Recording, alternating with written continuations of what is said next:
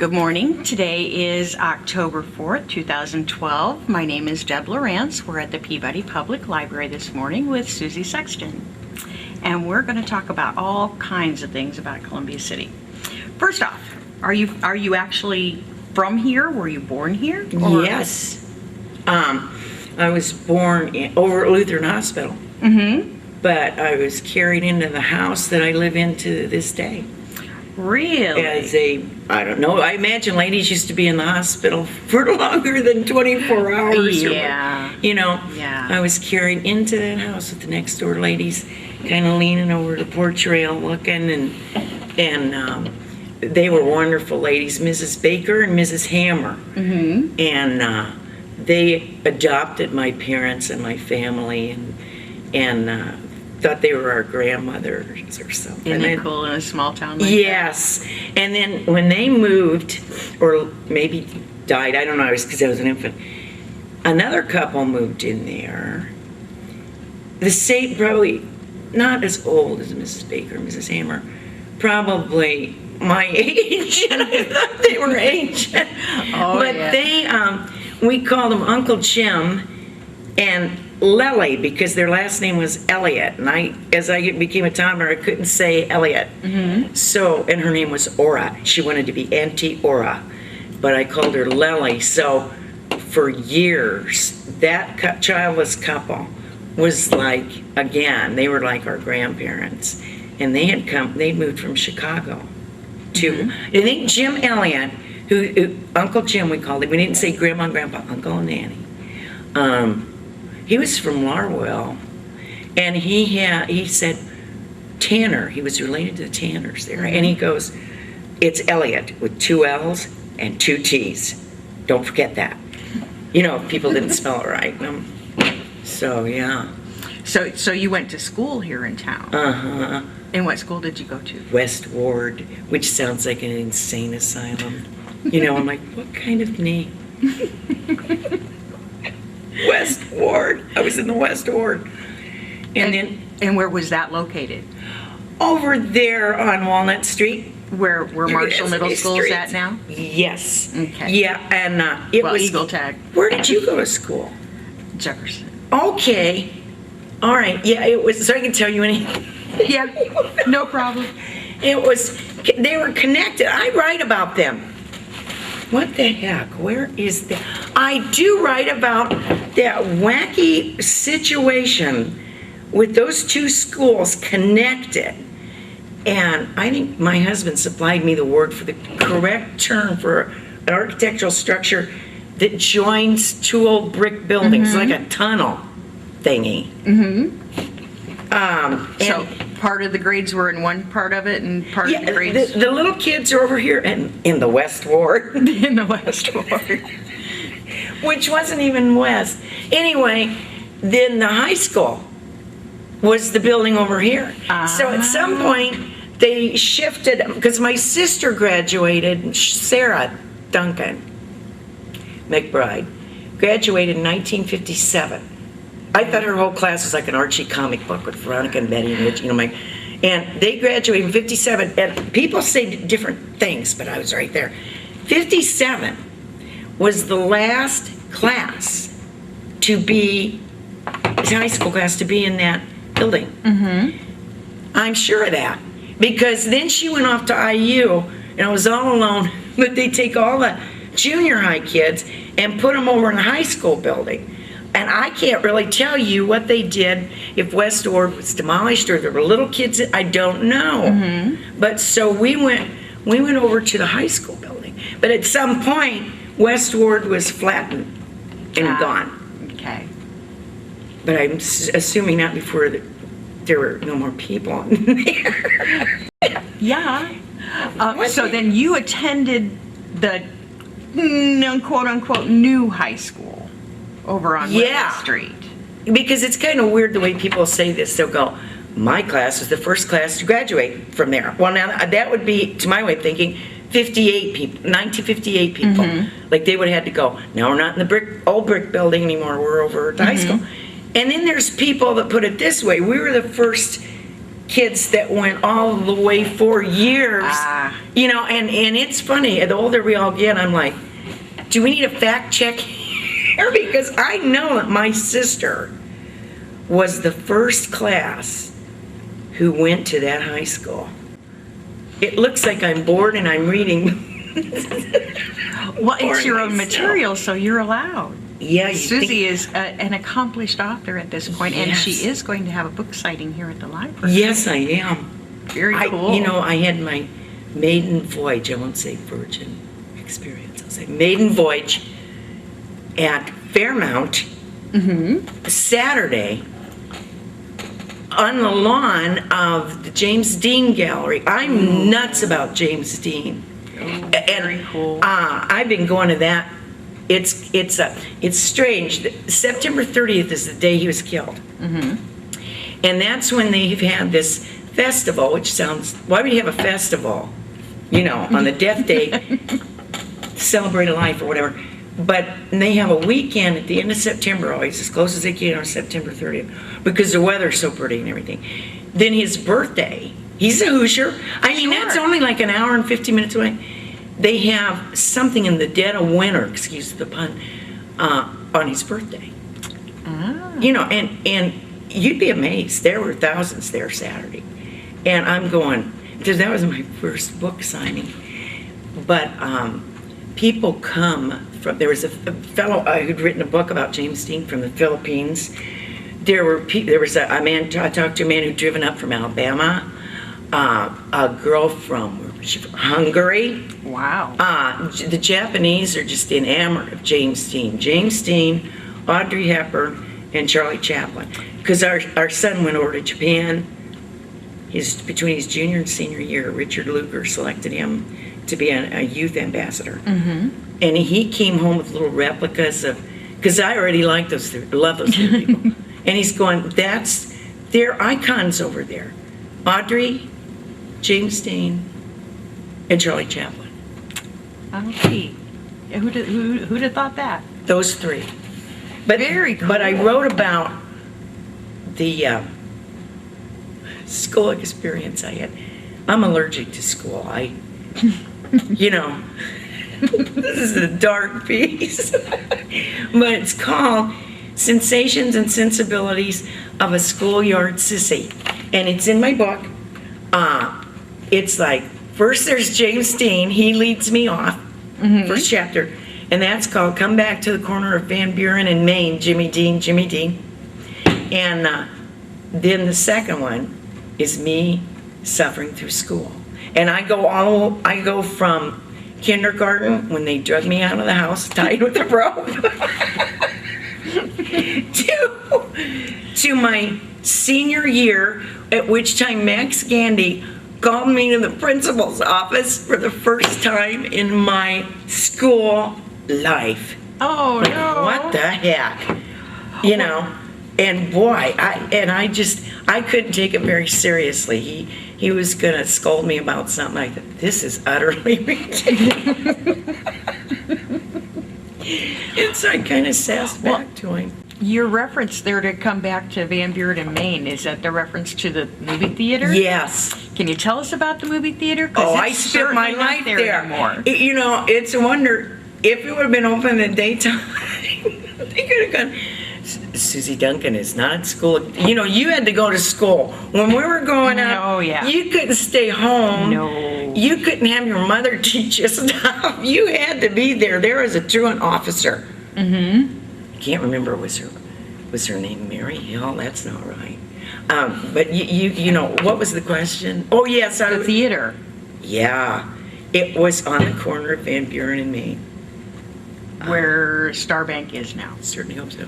Yeah. And it was neat. I mean, you just don't realize it. It's like our town, Thornton Wilder, the heroine, the little ingenue in that piece. And I don't know why people don't get this.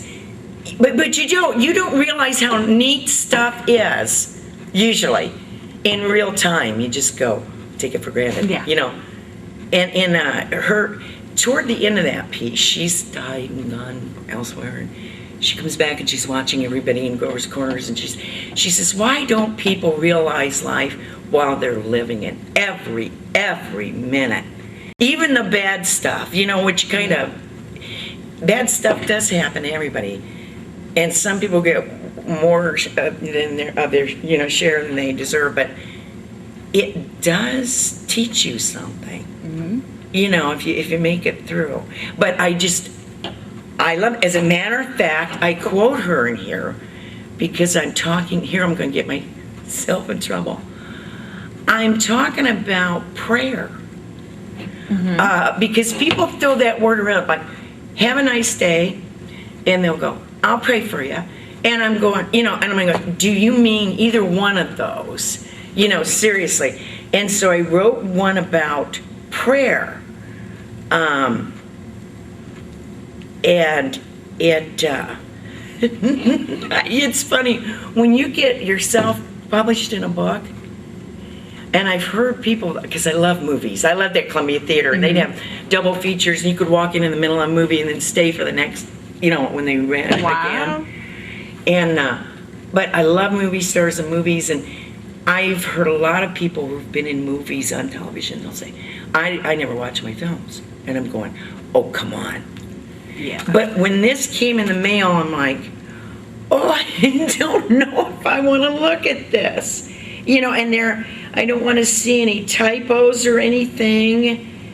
And I'm pretty proud of it. I'm at the kitchen table and I go, I'm going to look at some more of it. And I've written a lot more than this. Do you want to know how this happened? Sure. Do you want to hear more about the theater, though? Well, eventually, I would just, we can jump from here to there, doesn't well, one of the first movies I saw was Giant.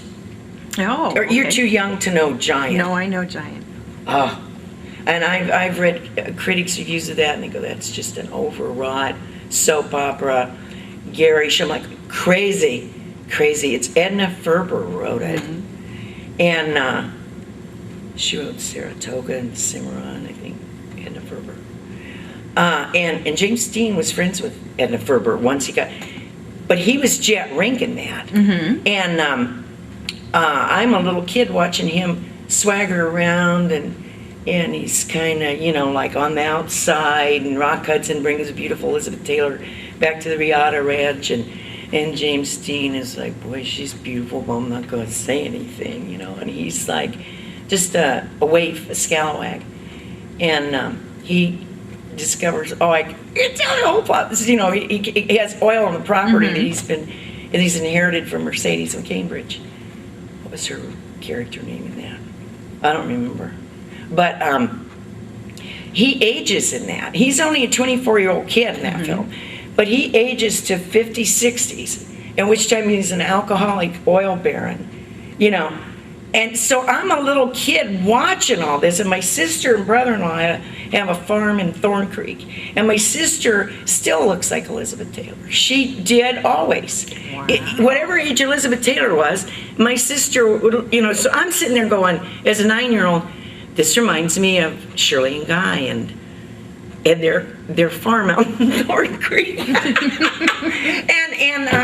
So, I didn't go back and forth and get popcorn and go, I don't know what's going on in this movie, but little did I know that I would watch East of Eden years later when my mom was in a nursing home, which is a sad, sad, sad situation. I don't want that to happen to me. No. Yeah.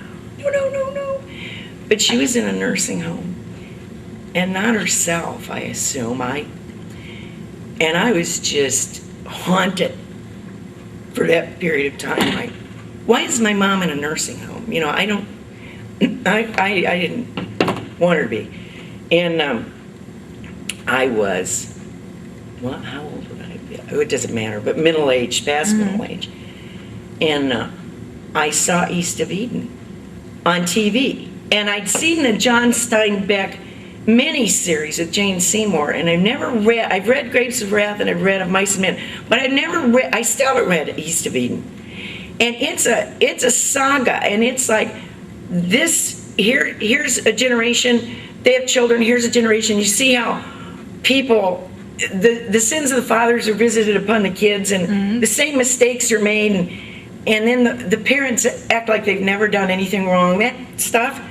And I'm watching this thing and I'm going, gee, James Dean is something else. How could I have missed? How could I have got this far in life and not realized this is a person from Indiana, an hour away at this point with the Highway 9. He was while I was growing up, he was probably working on the farm. He lived with his aunt and uncle, and you're like, and then he has this instant success. And Raymond Massey's the father, very rigid and overzealous about religion, and he prefers the older son to James Dean, Cal Trask, and so James Dean is like, I'm assuming the turn of the century out in California, juvenile delinquent, which we didn't call people that till Rebel Without a Cause, and so misunderstood and so excluded and so dear and so misunderstood, and I'm going, this is, I kind of likened it to a situation any young people go through with their parents, toward the end of the lifetime of the parent. And it just resonated with me, and that's when I started going to this festival. And I didn't think then, at my age, I would be sitting, in a little teeny town, here in Columbia City, with people that went to high school with him and stuff, and people coming from all over the world. So they just adore him. And for the 3 movies he made, Rebel Without a Cause, Giant, and East of Eden. And the East of Eden, Elia Kazan just takes the final portion of it and makes it into character studies. And because Elia Kazan was a genius, and rather than like a mini series like we used to see on TV, what's going to happen next Wednesday and Friday, and ponderous and many generations, and in this he just deals with the final few chapters, and has character studies, and Jo Van Fleet was the mother in that, won an Academy Award, and James Dean was posthumously nominated for Academy Award because he died. The 3 movies come out in 55. He is killed in 55. Isn't that something? Isn't that crazy? So he became an instant legend, but he would have anyway because those 3 films are out of sight. So I told you, if I took the theater, I remember about everything I saw there. And how much was it to get in there? I say in this piece, because I talk about it, I said 50 cents, but I bet it was less than that. I bet it was. And you could watch 2 movies for 50 cents. You could or double stay all features. day. Well, sure. didn't kick People you out necked after. in there. I'm going, how could you come to a movie and neck? Why? I would never, if I go to a drive-in movie, I'm like, get away. I'm watching this. I'm serious about this. I'll watch Lana Turner neck. I'm not going to do this. I've got to watch this movie. So after the movie's over, what did you do then? No life. No life? I wait for the next movie. What was downtown to do at that point? Oh, the downtown was neat. Of course, I was little. It might not have been as exciting as I thought. I got that. I wrote that. I write for Jennifer Romano for Talk of the Town. And then I write for the newspaper, and I call it Homeward Angle because Thomas Wolfe was like James Dean. James Dean was not truly appreciated in real time in his little community, especially when he went off and they thought got rich and was a big deal. People were kind of like, green. I'm like, okay. And Thomas Wolfe wrote about growing up in Asheville, North Carolina, and weirdness, weird family life, weird people, and he's sometimes judged the greatest American writer. But the people who were related to him or who lived in the community were like, what have you written? Why did you do that? Please stay away. Never come back. Sure. So he he said, you can never go home again. And then he was famous, and he's in New York and Europe and so forth. And then he would go back. And it is weird. You've got a certain impression of where you grew up and stuff. Sure. And then you go away for a while, and then you come back, and it is a weird situation whether people are welcoming or not. It's just unusual. So when you say you can never go home again, it's an interesting phrase, because you can't ever get back what you thought was going on once. Yep. Even though I try my darndest to do that. Sure. Sure. When I started writing, because I was an English minor at Ball State, and I was going, okay, I got to read the classics, then I got to write about them, and that's what I'm doing, for 4 years. So then when I got out of college, I taught. So I'll be reading stuff and teaching stuff and reading stuff and teaching stuff. So I'm not much of is that a good read? I'm in a library talking about this, but I'm not much to go, what's the latest, New York Times bestseller? I want to read that. Because I really read a lot of material. But I love the classics. I love the authors from the past. I don't think people really, I just kind of write like, you're right, like, that book's going to be weird. I write, I think, like I talk. And you do. I've read your pieces on Jennifer's. Yeah. Anyway, I started this in earnest writing when I got a computer. My sister Sarah, whom I was really close with, because Shirley's 5,000 years older than I am. She'll love this. And Sarah and I were near in age. So she died in 2003, 9 years ago. Just kind of, I've got pancreatic cancer and now I'm gone. It doesn't even run in the family or anything. I'm like, the heck? And she was very gifted mathematically. She should have been an engineer. She wanted to go to Purdue and become an engineer, not on a train either, And she was mathematical and knitted and crocheted and loved puzzles and loved to, she had, when she died, lots of white slacks under the bed, because she loved white slacks that she hadn't opened up yet, ready to, because her daughter's darling, and she told me this. And then she had computers. I think Sarah is very private, so she's probably like, like they say, when an airplane crashes, and they can figure out what happened by getting the black box, and people go, why don't they make airplanes out of the material and make black boxes out of? So my sister was, I think she was like, I love computers, I'm a natural at them, and I'm never getting rid of one, because my secrets, any letter I wrote to anybody, someone could figure out how they say. Anything you've ever put in a computer, even if you went, oh, that's not good, and you delete it, it's still, there. And so she never threw them in a landfill or anything. She had old broken computers. Oh, my. Sticking out of that, I think. But my brother-in-law moved back to Youngstown, Ohio, and he said, do you want a computer? And I'm going, and my husband said, no, Susie doesn't want a computer. Because Susie doesn't even know how to switch on a light or change a light bulb.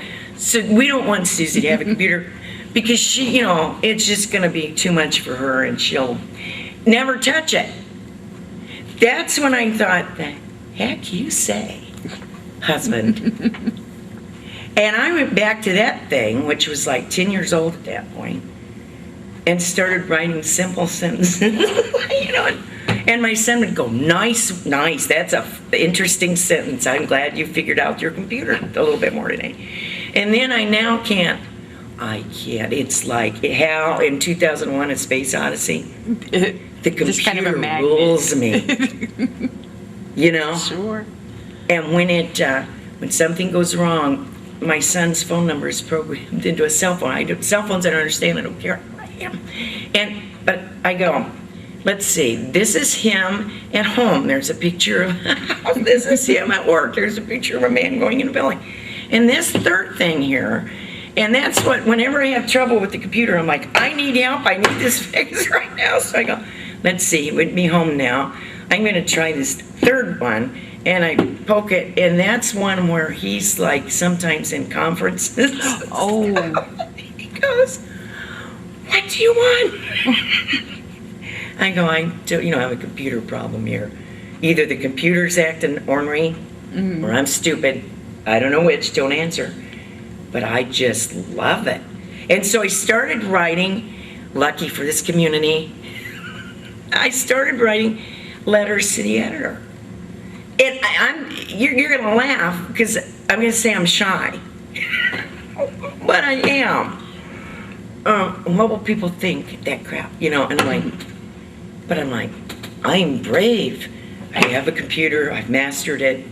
I have a point of view, not an opinion. I have a point of view about things.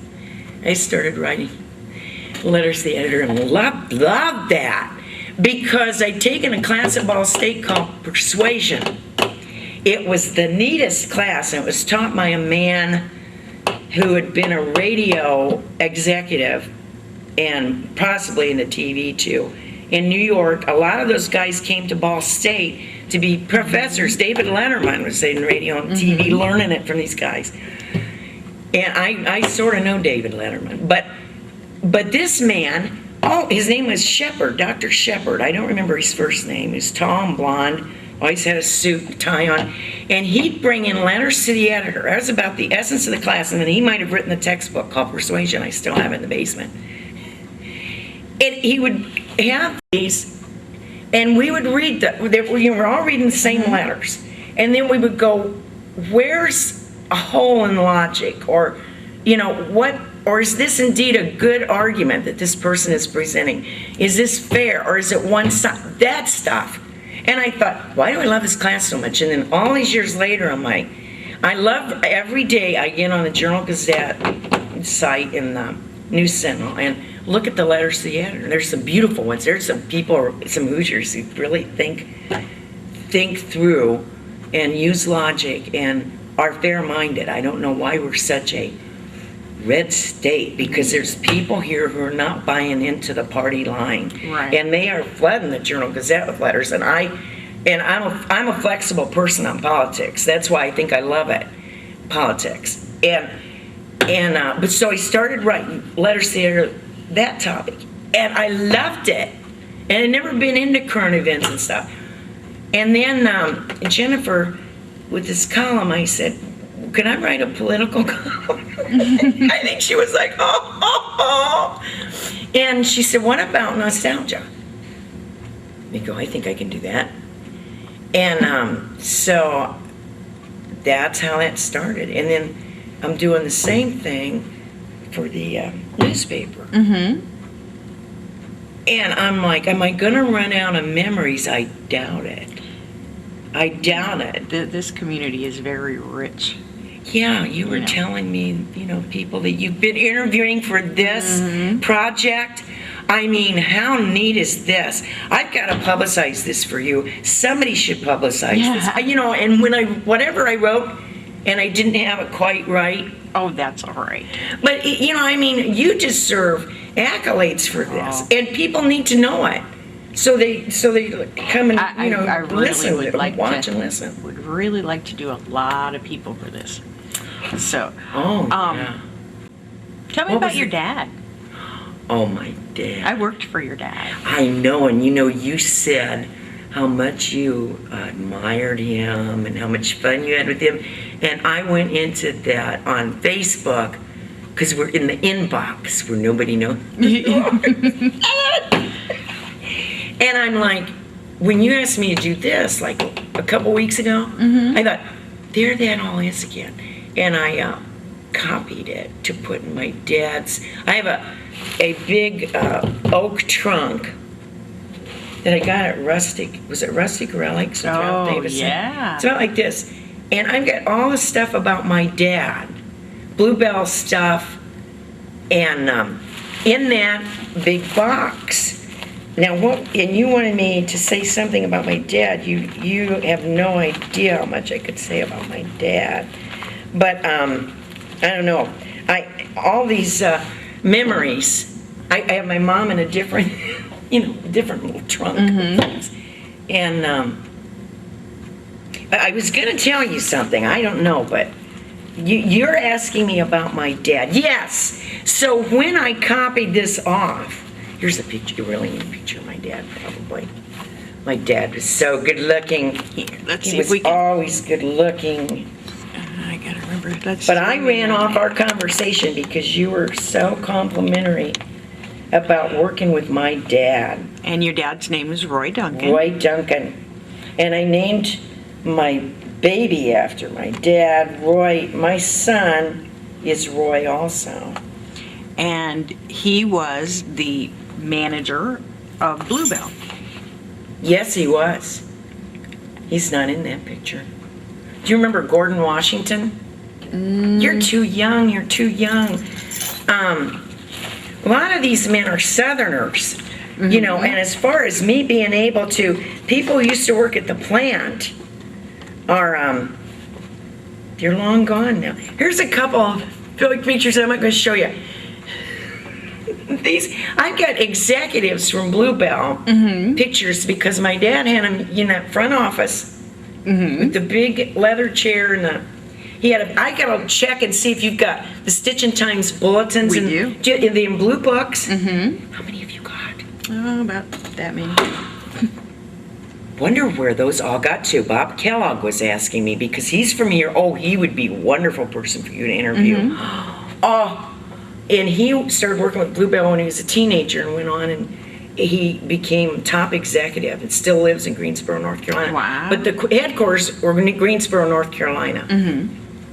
And so these pictures of these executives, if I could find one that my dad didn't think was an SOB, you know, and that was most of them. They were wonderful. He had these all framed in his office, looking at him all day long. I probably got it clear over here. Nope, you're good. He loved this man. This is an example of somebody who loved his boss. This was Mr. Morris, Ed Morris, and he was the president of Bluebell. And his wife was from the Cannon Towel family. And we visited them in their mansion a couple times, and they had air conditioning before anybody had air conditioning. But they were very humble and sweet. That's his wife. She was a Cannon Towel lady. Wow. These are people from the Carolinas, and she founded, I believe, Youth for Christ, which is enduring a scandal right now over in Fort Wayne. This is the Bluebell home office in North Carolina, Greensboro, North Carolina. And it's still there. It's Vanity Fair now has bought Bluebell. Wow. But I don't know, Wrangler's still a product that I don't know, you know, that Vanity Fair owns. Because in this latest piece I wrote for Jennifer's so sweet and so talented. And she put this piece together where I'm talking about Bluebell again in it. And I sent her pictures of the plant, you know, the plant that's here on Whitley Street. I may have sent her this before, but she, you know, this is the Carolinas. The thing about Columbia City is, and I'm going to say this because I'm proud of this. Was it 2 years ago?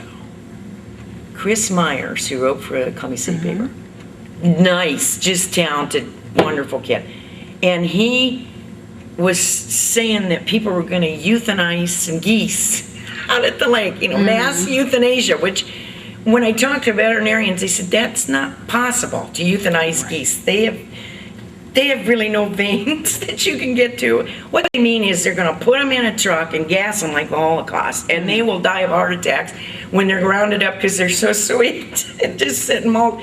And they're just going to die on the way into the truck, and they're all going to be in there. And I thought, So we started a group called Squawk Back, just hoping that we could, for the moment, sensitize people that life is life, and live and let live. Let's don't be figuring out how to kill things and people and stuff. And I'm really proud of that Squawk Back group that I just have veered off into. But this man, this sweet man, used to go hunting fowl and shoot them.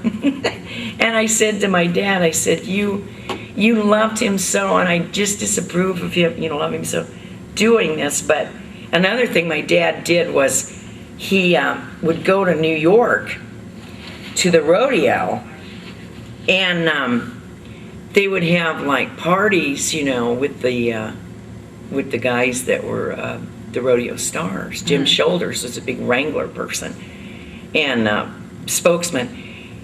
And all these years later, rodeos are not as sweet and fun as they look like. And Lainey and I were talking on Facebook one night. She said her dad had been auctioneer, to auction off cattle and so forth. And we were going, when our parents think of us, that we're opposed to the destruction of life in 2012. And we both decided our parents would be very proud of that, because it's like evolving. You begin to be, especially when you get older, you're a little more sensitive, hopefully, about suffering and, so anyway, I'm proud of the Squawk Back saving we did. We did thwart that effort to kill 250 geese plus their goslings. Wow. The goslings might have been going to go off and, I don't know, served for hors d'oeuvres or something, but I'm like, and you can't kill something in a toxic way and then give it to the poor for Thanksgiving. Right. I'm like, come on, let's be honest about this. So I'm sure, I just, after a lifetime of meeting people and reading, you come to some conclusions that you're like, before I go get off this mortal coil, like Shakespeare's talking about, and I'm gone, you just think it's time to speak up, even if you've been shy. Mm-hmm. It's time to say, you might want to give us some thought in real time and think about other people and speak up, and don't be afraid to have a differing point of view from other people. Listen to them. It's just odd how that all kind of hits you. You're too young again to know, but oh, well, thank you. But these pictures, I just love them. Those are great. I just love them. So tell us, for those people that didn't grow up in this community, tell us what Bluebell did. Bluebell made Wrangler jeans. And here, and with the W on the back pocket and a little rubber label.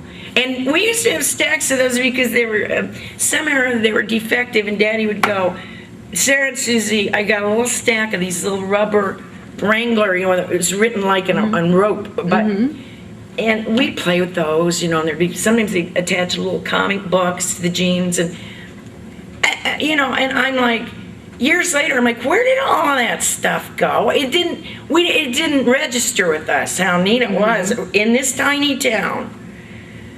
Levi's was always the product of choice for everybody, and they went into the fashion jeans and everything. But Wranglers were the jeans for the cowboys and the farmers, and Robert Mitchum, I should have brought that. Robert Mitchum wore Wranglers in The Lusty Men. Oh, wow. About cowboys, and my sister sent a pair of Wranglers made here to Roy Rogers, and he sent her back a 8x10 with him and Trigger. Thank you very much, Sarah. I certainly enjoy the blue jeans. Not just your typical signing, And they made dungarees, which is like the bib overall, I think that's the right term. And then the coveralls were like, long sleeves, usually out of a kind of a striped look. I'm supposing denim, I'd have to look up denim after all this time. I don't know that it's always blue. I mean, because it was the same type material, but these what did I just call them? Not, the coveralls? Coveralls. You know what I mean? You don't typically see those in blue denim. That's always that striped, funny, like pillows sometimes. Yeah, but it's still that durable material. And they made everything here? I mean, not just pieces, parts? From they put them beginning to together. end? Oh yeah, they put them together too. I mean, that's what I'm looking for. I wrote Joellen Adams Joellen Adams, yeah, McConnell. She asked me, she was with the Historical Society when we moved back here, you know, and moved into the house I grew up in 26 years ago. And she had asked my parents to write about the plant because my mother's father was the head designer when it started above the hardware store. Oh my. Yeah. And that's why I was talking about a picture of him earlier. I wish he's in Talk of the Town. There's a picture of him right now on October 12th. Is that where we are? No, not but October 4th. I'm sailing right to Columbus Day. So what did you just ask me? Whether they started and finished there? Yeah, so there were 3 floors, and there was, you know, the cutting room. There was where you'd see these bolts of denim, you know, going down on these long, long tables, and chalked the, you know, the just like if you sew, which I try not to ever do, but you know, like pockets, whatever, waistbands, and that was all chalked out and cut and blah blah blah. And there's a cutting room floor, and then there was the ladies putting it all together with the sewing machines, you know. And we'd go down there with Daddy sometimes and eat in the cafeteria, or he'd walk us through, and they'd all go, "Hello, daughters," you know, be nice to you. So I never realized how hard people were working, that they had little salt pills because there wasn't air conditioning and ceiling fans so that people wouldn't faint, you know. I didn't realize how special it all was and how nearly everybody in town worked there at some point, and mostly they were a happy family. I know there'd be a few disgruntled people who might disagree with me, and once in a while I encounter one of those people. And from a really neat lady, I can't think of her name right now, Frances. Oh, she's so pretty too. I said to her one day, I said, somebody said something about my dad that I didn't like. This is when I was growing up and I moved back here, and she said, you know why that would be? Francis Parker. I said, why? She said, because he expected people to produce. He expected people to turn in a good day's work.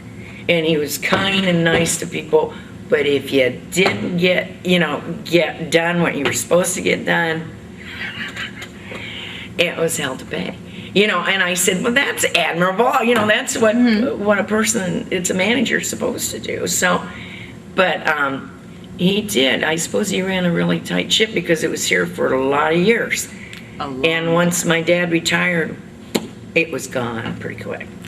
You know, and a lot of people have said to me, if he had retired early or something, we would have all been out of a job. You know. So he's very much admired, but he wasn't a pushover, you know. And I can't imagine. I think at the most, Treva Wolf was always keeping me up to date on this, and Phyllis Maddox, and they were alive. And I don't know in most capacity they ever were how many people worked there, but he had a lot of people to face every day, year after year after year, and he cared a lot about human beings, and he cared about what was happening at home. And he said once, Toots, that's what he called my mother, I need some more handkerchiefs because they got crying women at home. His mother and 3 daughters, and sometimes crying women at the Bluebell. And I don't think that was a sexist remark. He realized that women, it was like Rosie the Riveter, World War II is over, and women are going into the workforce. And I think he was like, women also need to be home with their children and want to be, but yet they want to help support the family. It was that juncture.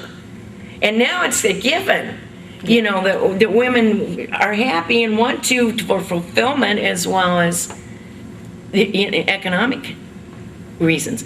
And he was, I think, and I love what you wrote about him because mostly that's what the response I hear from people. I don't think I ever saw him any day that he didn't come up and say, hi, how are you, and give you a smile. Yeah. And you just don't find that anymore. No. No. And he and you loved. felt like he really wanted to know how you Yeah. I agree with you. I just thought he was. I didn't realize how lucky I was growing up. And people, when I write this stuff, they go, were you really, did you have that happy of a childhood? And I go, yeah, I guess I did. And we weren't wealthy, and we didn't really ever go on trips. And, you know, we had one car. And why, you know, are you like this, that you put stuff in a purse or something, and isn't he handsome, whoever he is? Absolutely. This is my dad with Jay Gould. Oh, Remember cool, the Jay guy from Gould? Whoa. Yeah. Yeah, they were friends, and this he is with, what was this guy's name? Lieutenant Governor of Indiana, Crawford Parker. Here he is with Capehart. Are these gonna? Yep, do they're like- fine. Here he is. This is why Max Gandy called me in. No, Max Gandy. I have 2 strikes. He was a nice man. My dad became a director of the Indiana Manufacturers Association, and they'd have a convention in French Lick every spring. And one year, Werner von Braun, Oh my. the famous, nice, probably sort of Nazi, who came over here and helped us with our space program and the atomic bomb, and I don't know, genius, was talking there, and my dad wanted permission from Max Gandy that I could go there for 3 days and hear Werner von Braun. Wow. Max Gandy says, nope. I should have just skipped school. I mean, isn't that crazy? And Max Gandy, I liked him a lot. But I wrote this. Joellen, I was telling about Joellen having me. She asked my parents, will you please write something about the bluebell? Well, they never did. It surprises me. So when I moved here, she said, that's the picture at Phyllis Maddox. Right. And I've got it on my wall, and she also has, it's red brick. So I don't know why it doesn't show. It looks kind of dreary on here. I don't know why they don't have color in these bulletins. Yeah, And I love the bulletin too. But so many people remember Bluebell. That's Joellen's header. But I called it Bluebell Factory Revisited. I don't know if you guys have this here. Okay, because there was a committee of ladies, because I had this all worked out. I still have the rough draft. And they decided, I do like long sentences. I'm like William Faulkner. I do like long sentences. So there. And they're like, we're going to edit this for you. And the first paragraph, denim, is spelled D-E-N-U-M. Oh no. I'm like, thanks. Because that's not how you spell denim. You know, I'm just, I don't know why people don't realize that writers, the beauty of writing is for people to, and I've even copied styles of people I've read. William Faulkner's one of them. I don't know that I copied Kurt Vonnegut because I haven't read that much of him. He's from Indiana. But a reviewer of my book said I reminded him of Kurt Vonnegut. And I'm like, are you kidding? And somebody else said Ray Bradbury. I thought, yeah, I'm really into science fiction. Because Ray Bradbury wrote a nostalgic piece, a couple, Something Wicked This Way Comes, and then Dandelion Wine. And, you know, but anyway, if you've written a book, you should. You should. You worked at the plant, working here. And I think, even if you don't have something wild and crazy in your life or some, deep, dark tragedy, anybody's story is interesting. And if you're not afraid, like, oh, am I punctuating correctly? You got spell check now for the computer, which can also do crazy things like a gremlin, but I'm like, it's like, you don't all paint the same way when you paint a picture. You don't all lead your lives the same way. You don't all think alike. What's wrong with people having a definite style when they write Sure. and not being afraid to go, I don't care. This is the way I talk. This is the way I'm going to write. You know. But it's been a trip, I'm telling you. And I just, like I was telling you before, I think we were talking on camera, that this book, paperback book, that's gotten buried under the blue buildings, I was hesitant to look at it because I'm like, you know, will I be pleased exactly? And I'm like, no, I'm really, really proud of it. But I would just recommend that people write down the stuff that they're made of and what they've experienced in their lives, and not go, but it's nothing special, or, you know, I'm like, it's all special. And It is. And that's kind of why we're doing this well, project. some fellow said, he said, this book, and I don't know who he was, is something it's a history of a time that doesn't get chronicled that much. It's the 50s, the Depression is over, World War II is over, Korean War is waning, it's disappearing, and all those people, those masses of humanity that were affected by that. But then you have Eisenhower as the president, General Dwight D., and stuff is pretty fun in the 50s. You'd have to work at not having fun. I know there was many people who probably had bad circumstances, but it was just delightful. People connected. People played cards with each other. You went to church and you really bonded with people. You went then out to eat with them, spend the afternoon with them. Graham Cleesby was my preacher when I was growing up. And Keith is a really great friend right now. And boy, do we have fun talking about the 50s. And then the 60s were going to be nice, and then John Kennedy was assassinated. And everything got pretty odd after that.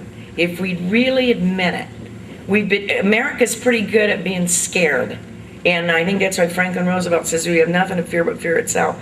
And we're scared now about the Twin Towers that happened in 2001. And we're like, it's this whole group of humanity who did this to us. It's a bunch of extremists who'd been plotting to do something icky, and they finally got it done after 3 or 4 attempts. And we cannot condemn a huge portion of humanity and their religion for those goofball bad people that pulled that off. Right. And I'm like, don't you people, and Roosevelt was president, would have been 4 terms.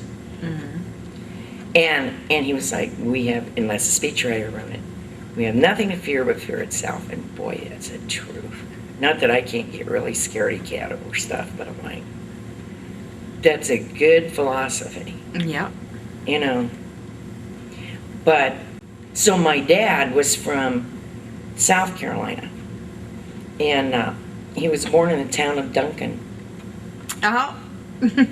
And close to Greer, and he still has family living in Greer, South Carolina. And he has a beautiful niece, just adores him, and make him sweet tea when he went down there, and grits and okra, fried okra, and and then he started coming up here in an engineer type capacity, and I think about the time they were building the plant, this building. Shortly thereafter, and then he became the manager here and moved here in 42, I believe. I wasn't born yet. They were all Southerners. And then my mom, dad, and 2 sisters. And then they moved in the house where Jim Morbach and Connie lived. Do you know where that is on North Street? It's a neat house. And my dad had a dog that he loved so much, and the landlady said, you can't keep that dog. And my mother wrote a beautiful little story about him taking that dog out to a farmer, and the dog ran after my dad. My dad loved animals. That's where I get this, you know. And I would do anything to help people realize how special animals are and how we should just appreciate them and leave them alone and not eat them. I finally decided I'm never going to eat another animal in my life.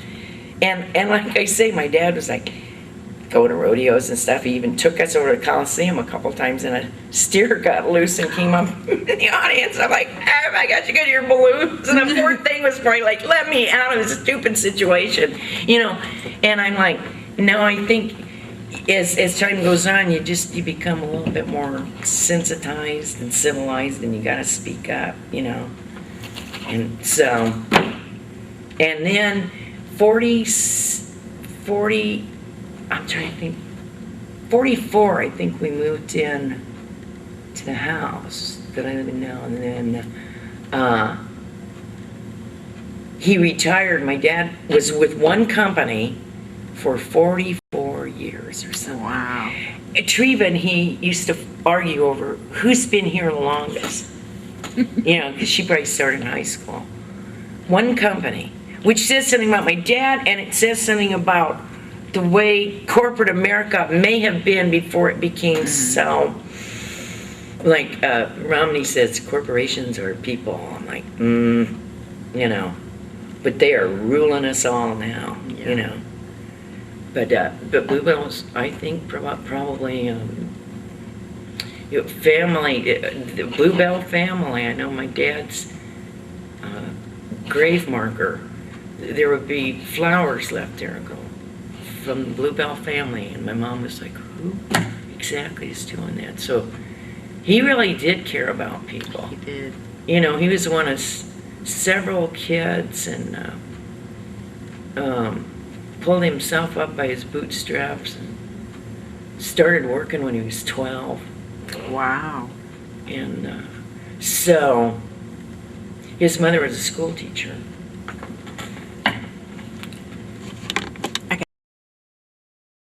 Everybody, and you went out to eat with them. Where in town would you go to eat? Oh, wow, I know. Skip Ennis had a restaurant, and he kind of moved around from one location to the other. We liked his style and food. The Tin Pin at the bowling alley. Back when I ate animals, I loved their Swiss steak and cherry cokes and vegetable soup and tossed salad and French dressing. Wow, we ate downtown a lot because my parents had a store for a little bit too. Oh, I didn't know that. Yeah, they had a store where they sold, I don't know that that's the window. It could be because it says Bluffton, Indiana on here. The Corral. Oh, And okay. Because people wanted to buy, not just come to the plant and stand around in the office to buy blue jeans from, you know, but I could write about that sometime, but there's a few things being local that you're like, I don't want to mix, I don't want to, what's the word, like, rub salt into old, there's something once in a while, I'm like, but they tried their best to have a store, and people liked it because, you know, they could, Bluebell also, they would form, there would be little companies that that kind of, I don't know what the word is, splintered off, or it like, let's make blouses for women, let's make, what all did they make?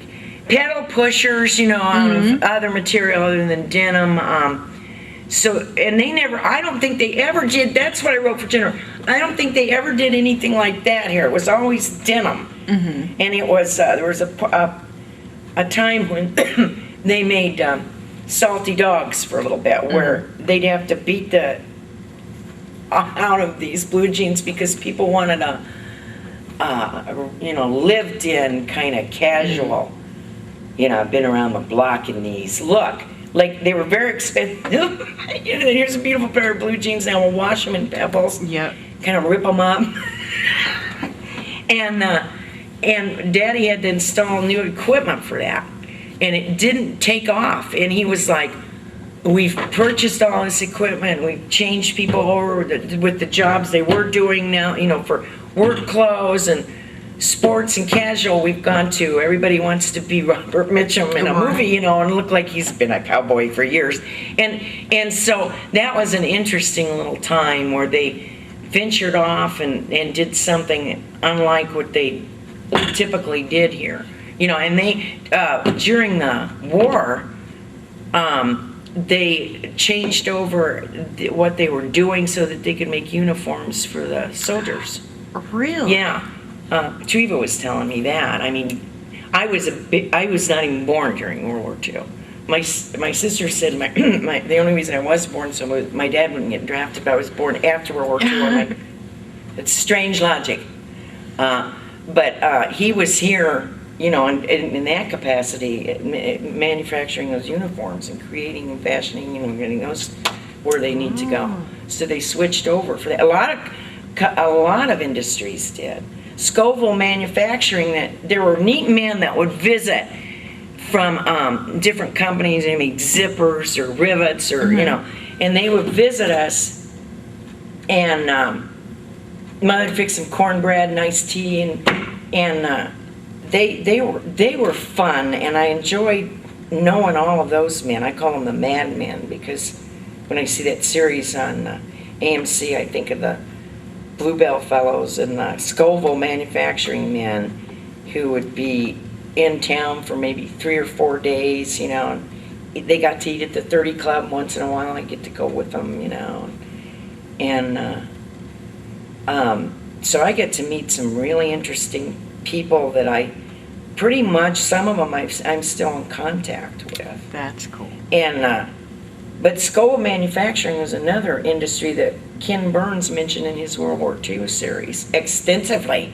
and how they had been manufacturing during possibly the Revolutionary War, Civil War, and so forth. Scoville Manufacturing, Waterbury, Connecticut, had manufactured the buttons that were on the uniforms of, say, Ulysses S. Grant people, and Abraham Lincoln, so might have even gotten some Scoville products. I don't know, but so they're a company that's been, centuries already. But by the time I got to meet some of these Scoville fellows, and Ken Burns had footage of the factory producing that industry producing whatever they had produced. But when wartime would happen, Scoville would switch over and contribute to the war effort by manufacturing what needed to be done, plane parts, whatever. You stop everything, stop production of the fun stuff that we consumers get, and you go, it's wartime,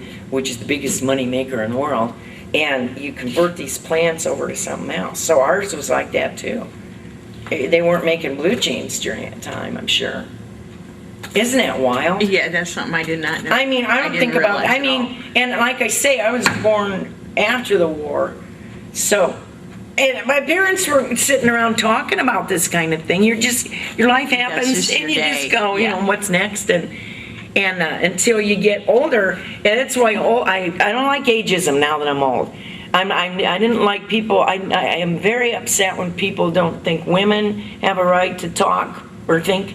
That's called misogyny, and I'm like, oh, and now I'm old, and I'm watching people be very prejudiced against people who are older, and I'm like, we don't know that we're older. We're just, and you will be quickly, very quickly yourself, and it's like we're still having fun and thinking and reading and forming, opinions, and it's just, but I suppose old people are boring because they talk about stuff.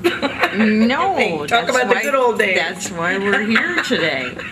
So, what is the one thing or the one place that's not here now that you cherished when you were little? The Columbia Theater. The theater. Right first, and then maybe the Grace Lutheran Church second. I wrote in something about that. If you were lucky, you could hear Graham Cleese be, you go to Sunday school, and then you'd sit there, you're expected to go to church and shut up and not wiggle around, and you could color on the bulletin and stuff. Remember, Cleese was dramatic, like he was in a film or something. He always had beautiful robes on, and just, you couldn't take your eyes off of him. But as a little kid, I'm like, I'm not sure what you're talking about. And it was all nearly the pageantry of the Catholic service, Lutherans Wow. are. And I'm going, and the beautiful pipe organ that had been shipped over here from Germany, and Lloyd C. Douglas had played it. He wrote The Magnificent Obsession in the Robe and Green Light and White Banners. As a child, his father had preached at that church, and Lloyd C. Douglas had played that organ, and I'm like, and in the sanctuary up above, you'd walk up a long, beautiful staircase, which is part of the reason that church isn't there anymore. I don't know why. It makes me sad. And you're upstairs, and this, like I say, the pageantry of a Lutheran church service, and this beautiful organ, and all the wood detail, and the pulpits, and the baptismal font, and I'm like, wow, I'm enjoying this. And then and then we had to go through catechism and learn what Martin Luther, why he parted from the in the Reformation, why why he's like went off, branched out, and started the Lutheran religion, and so we had to memorize all of that, and I loved the Lutheran Church, and at some point my dad he was ahead of his time. Joe Allen said it about my dad, like it's his instincts. He wanted to preserve that building and all its history, and he had raised funds for that, and was headed that way. They were going to repoint the brick and do something with the spire and so forth. And as people do, there was a segment of people who were like, no, and he's not local. You could live here for 300 years and you're not local enough. I'm like, okay. And what does he think he's doing? And his plans just went to dust, and that church, was no longer there. And really, as human beings, as mortal beings, our family was crushed. Because like I say, it goes in cycles. There's times when people are like, let us preserve some of these special buildings and memories. And other times it's like, I could get out of here. We need this, that, and the other. Well, the library's even probably gone through that. And it's funny how a building can have a personality, and people are like, I love it. No, it's got to go. And you get in the middle of that, and it's very interesting and passionate. And so our family got that situation. And so we became Methodist. And I had lost my fervor at that point. I'm like, I've gone through catechism, I've been singing in the choir, and then in the afternoon, hopefully there's a religious Cecil B. DeMille film where I can go. This is what Cleese was trying to tell us in his sermon. But Susan Hayward looks pretty, Gregory Peck said that this is easier to take, So, I don't know, but that was a big part of my life. And now the religion that, people seem to, it matters a lot to people now, and I think part of it is the fear from 2001. And I'm like, religion to me doesn't allay any fears I have. It's an enhancement to life. It's a place to be with, a community of friends and a ceremony, and you're almost like it's a basketball team, it's a sorority, it's a fraternity. This is my church home. But the older I get, the more I'm going, I don't know that we need to be in groups like that. I think it's time to realize we are one great big universe of all kinds of people, all ethnicities, all types of beliefs, genders, sexual orientation. Let us live and let live, and not be, but welcome to my club, and you have to do as we do. And we don't like that club over there. I'm like, I can't reconcile myself with that. And having even participated in group activities, Girl Scouts, Camp Whitley for 10 minutes. Uh-oh. I'm not a camper. You know, a sorority, a college, loyalty. I'm like, I just don't understand. When you just get obsessed and focused on one, point of view, I can't imagine how you could blow your life like that, because there's so many interesting people and so many different points of view and so many books to read, and to let it in, and I just can't.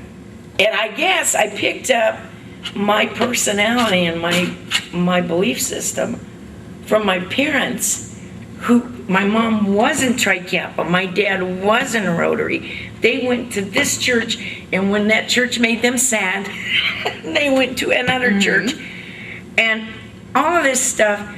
But at home, when we were at home, they were two individuals, and they were a good pair, because what my dad didn't do so well, my mother did.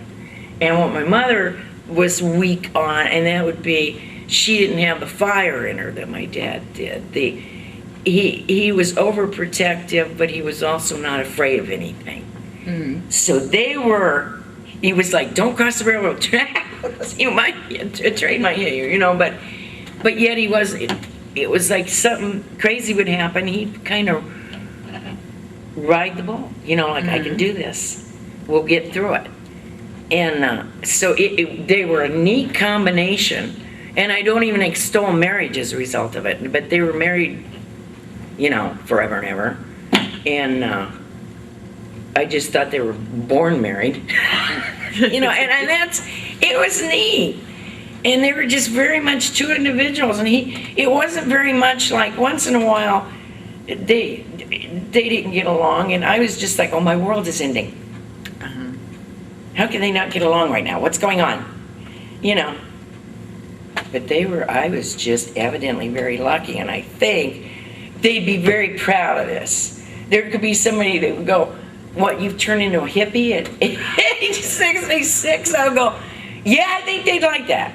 I really do. I think but they were always neat with people, and very agreeable and not argumentative, but at home they'd go, that's crazy. What she said was crazy or something, but they were always polite to people. But I just think my kind of free spirit was fostered by them. And so you talk about what did I love in Columbia City?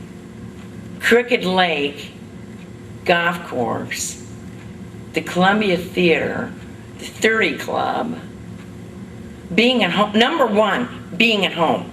Number one with me, even more than going to the Columbia Theater. And so when TV happened, and we were no longer clustered around the corner listening to the radio, and I'm that old, like, what's on radio?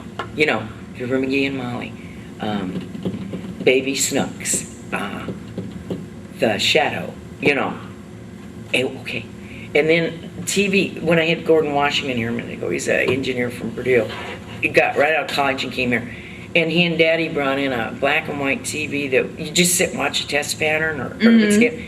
And Charlie Powell, I was on Fort Wayne at a party with, the couple's name was Sheree. Do you remember Hooray for Sheree? Uh-huh. Hooray for Sheree. I don't know if they, furniture, I think so. And he and I were talking, because he's about my age. Must be the son of them. That Charlie Powell played the piano, was on 33, and the guy that would eat the big boy, remember that man? I could say, I look at you and you're like younger, and you're like, what is she saying? But, Fort Wayne was doing its best to come up with some programming over there, and they had like one station and then maybe two, and it was fun to watch TV, develop in the corner of our living room there. you know, and then more. Now after all these years, I don't watch television. I would if there was something of the quality of what we used to be able to see. But so, I guess I would my favorite place in Columbia City was my house, and still is. That's weird. No, that's not weird. And a library, I should say that. But I write about in there, the library was, shh, quiet. You know, that stuff. Yeah. And as you can see, I'm not, I may be shy, but I'm not quiet. And I just like, I'd rather be at home with the books that we have. Yeah, well, and you know, that's an evolution too, because we're not quiet in here anymore. That's neat. You know, there's the cutest song in a musical. My son was in it. He knew I loved this musical, and they did it outside called She Loves Me. And there is a neat song about a trip to the library. It's made a new girl of me. It is so cute. She kind of sings it real quiet. It is the cutest song. It's a musical from 1963, and they did it up there at Ann Arbor, where University of Michigan is. And they did it in the summer. They got rained out a couple times, and it looks like an old Greek theater. You know, there's an arch and it's stone, and you're just sitting on rocks watching this musical. I'm like, this is wacky. And they get rained out, but a retirement center somewhere around Detroit knew that they'd really done a wonderful job, and they want them to appear there at some function they're having. Not the whole play, but the songs that they sang. That's neat. Yeah. Yes, and I am going to rope your son into one of these interviews. Oh, sometime you this will month, he said. you two will have fun. Oh my gosh. He was nearly a Rhodes Scholar, like Bill Clinton. And I had the interview. They were, like with the debate last night with Romney and Obama, they were showing the two senators, I can't remember who they are, each one, John Kerry, no, it was John Kerry, had pretended he was Romney so that Obama could practice. Oh my. And Romney had some senator from Ohio, because he needs to wrest Ohio away from Obama to win president. Anyway, so he had a senator from Ohio had practiced with Romney and pretended he was Obama. But Roy was at Wabash then, and he was a finalist. And they had worked with him, and he's sitting practicing, like what kind of questions will they ask me? And I'm going, that's my kid. I mean, I'm like, who is that person? You know, just without any preparation outside of years and years of schooling in college, he was just magnificent. You know, how he didn't. I'm for women being people too, and he was in an era when he was at Wabash where the professors were just teaching obscure female authoresses and novelists, and the Rhodes Scholar Committee thought it would be neat to send girls. You know, I'm like, so some of that stuff can bite you sometimes. You're like, you know, if I was one of the girls applying for that, I would go, it's neat that this season we're featuring women, you know. But he did not, that's one accolade that evaded him. And I'm like, that's too bad, because he is really, really brilliant. I don't know where that comes from, but he is really, really bright, extremely bright. Well, I'm looking forward to. Oh, you're gonna love it. And we talked funny. a little bit through Facebook. So. Yeah. So very cool. Well, our time is just about at an end. So any further ideas about living in this small community? There were some really fun people here when I was growing up. No doubt there are now, right now to this day. But when you're little, you're just kind of tagging around with your parents, you know, and I was the recipient of their good judgment, because they had some darling friends. They got to be friends with Dr. John Langauer and Margot, and I love them to this day. And my mom had 3 or 4 best friends. They all start with M. There's Monica, there's Marjorie, there's Margot, there's Maxine. I said, do they have to start with M or something? And my dad had most of his great friends would be guys down at the plant. They would get in the canteen there, down in the cafeteria, you know, on the vending machines, and Daddy'd come home like he was a lady sometimes going, guess what I heard today? There goes men gossip like that. But his golfing friends, they would play golf every Thursday at 1 p.m. And Claire Reed, Omer Stafford, Bob Thomas, not the teacher Bob Thomas, there was another Bob Thomas before that who worked at one of the banks, Booney Feist, Shinzo Oki sometimes, and they'd play golf every Thursday at 1 o'clock. And Howard Youngblood from Columbia School, and they'd be in the driveway about 15:01, honking their horns, and my mother's like, Roy hasn't even come home for lunch yet. I don't want to. I'm feeling gun shy about going out Thursday after Thursday and go, he's not here, you know. And they're ready to go play golf. And actually, one time she kind of moved over to the closet, which is right by the front door. Like, I'm not going to answer the door. You know, and my dad would come in about 1:15, and they're still sitting in the driveway, and he'd go, Toots, I need a peanut butter sandwich and some tea, you know, a sweet tea. And she'd hand him that, and he'd go out to the car. It's a wonder he didn't have a heart attack on the golf course, because I don't know how many guys, well, Don claims some do. Some, like, I'm networking for the place I work. I'm playing golf 3 afternoons a week, because that's kind of weird. Other people are like, I shouldn't even say it. You know, so my dad's like, I'm going to now play golf with a couple of bankers and a teacher, a principal.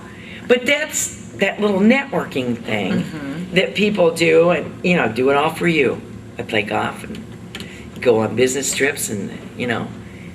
But that's one thing about the economy, having its ups and downs. All that stuff with, like, business trips, and now we can, like, consult and network with, like, this 3-way, you know. I'm like, none of that was ever necessary, I don't think. You can scale down and still be happy. Famous last words. You know. But yeah, I had a fun time. Pretty much, I'm lucky, you know.